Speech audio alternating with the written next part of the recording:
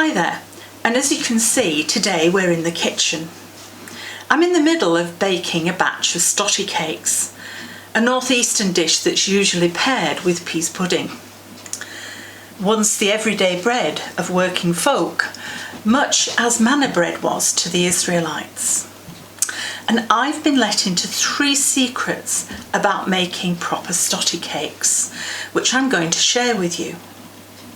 So why have I gone all Delia Smith, Nigella Lawson and Nigel Slater for this week's Manna Moments?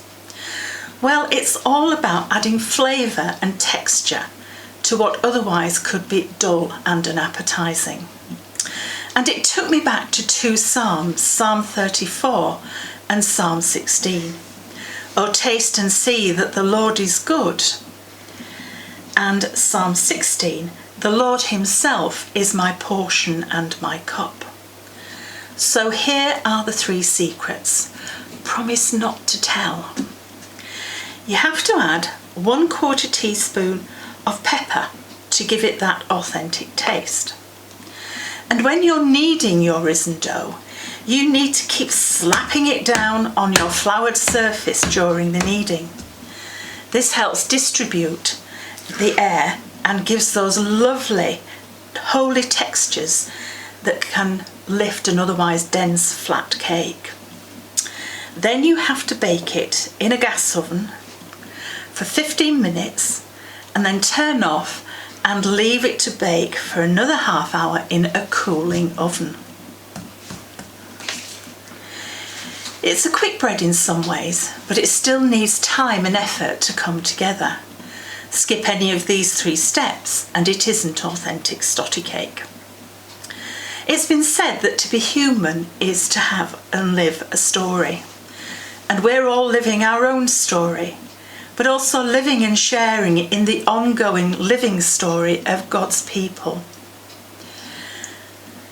Psalm 34 is a psalm of thanksgiving from an individual who then invites the community of God to join him in praising God, to talk to each other, sharing the good news about God, what God has done for each of us, so we can celebrate together. Now we know that we live in a broken world. One of the things about the Psalms is that it isn't just about physical deliverance from all that threatens us. It also recognises and promises God's deliverance from our own fears. Those emotional fears and hurts and troubles that we often don't deal very well with. Even under the current circumstances, where the mixed and even muddled messages from our government and experts can feel oppressive and leave us feeling isolated and depressed and lonely. There's a promise that the Lord is near to all of those who call upon him. When we recognise and acknowledge this, we can experience a sort of serenity and peace, resting in that promise of Psalm 16. The Lord himself is my portion and my cup. In your hands alone is my fortune. I think it's time to break open the stotty cake and see if the pepper and the kneading and the slapping and the baking have delivered what the recipe promised.